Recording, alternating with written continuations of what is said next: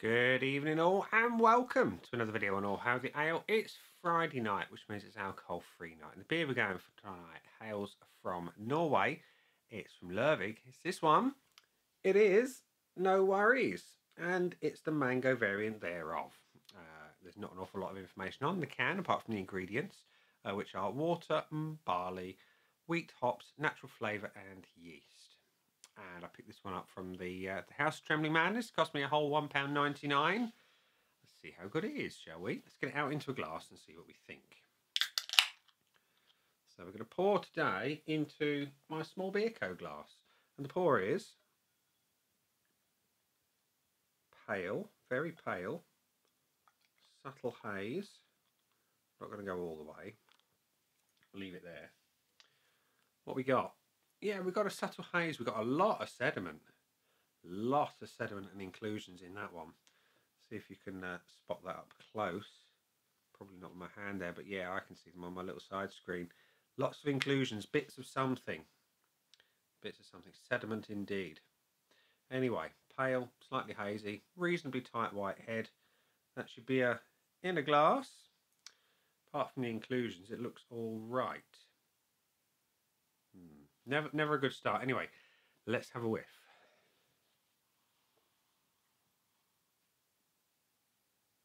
Slightly fruity.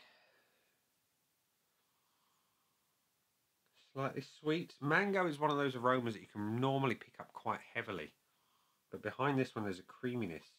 You have got that little mango hit up front. It's quite light. But behind it it's almost custardy. Yeah. A little bit peachy as well. It smells alright, to be fair, but visually it's not great. But let's see what it tastes like. Wish my innards luck.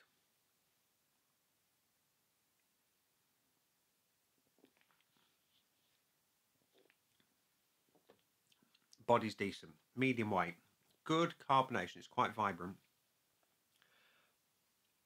And the flavour's not bad either, to be fair. It is fruity up front, quite sweet, and then it fades into bitterness. And that's where I want it to be. A mango beer, an IPA particular. I want some bitterness to kind of counteract the sweet tropical nature of the mango.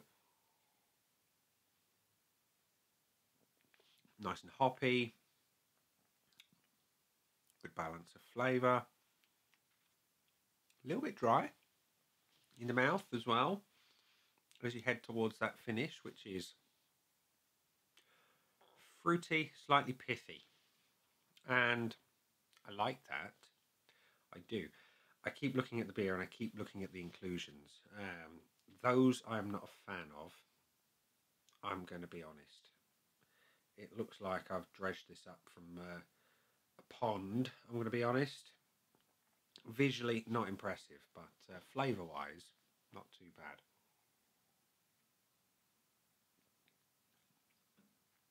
Yeah, it's like watching a snow globe.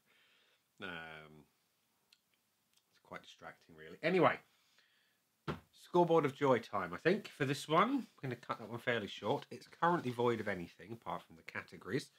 Let's fill it in with the red pen of judgment, as always. So, let's top it off, just so we can revisit said snow globe.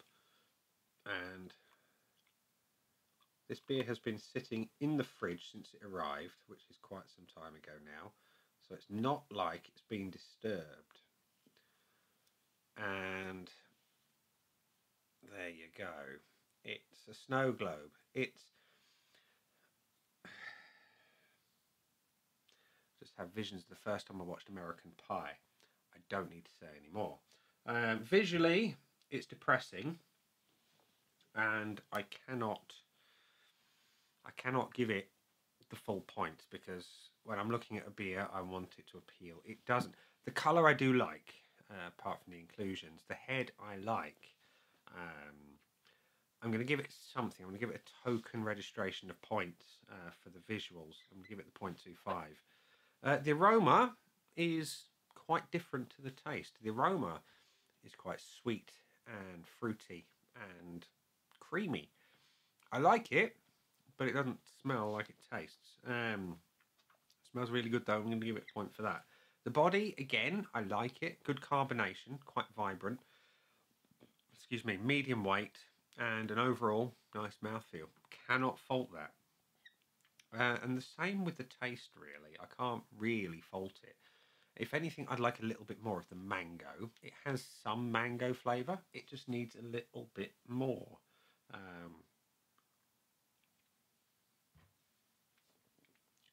Yeah, it's quite underripe mango. A little bit of peachy stone fruit. And then, like I say, sweet up front. Towards the sort of the back end, it gets more bitter and hoppy and pithy. I do like it.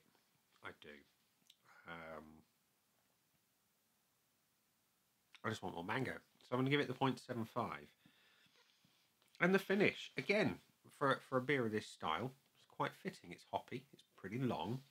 And it's a little bit more balanced than it is bitter. Again, I would like more, just more of something in that back end.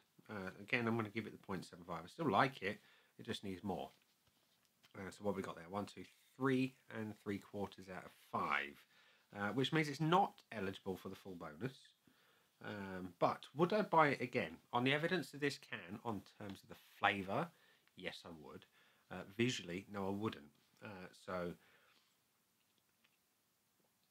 I'm going to hedge my bets towards, I'm going to be buying again, because I know that's not a standard thing. It's probably the end of the dispense on the day sort of thing. Value for money, $1.99. It tastes good, and if we can get rid of those inclusions, then yes, I'd say it's value for money. So again, I'm going to give it the benefit of the doubt on that one, unlike I did on the visuals, and give it the buy again and value for money bonus. So 3 3/4 out of 5, with 2 bonuses, with some consideration in mind. So it's another tasty Lervig beer, but visually it's a little bit of a letdown.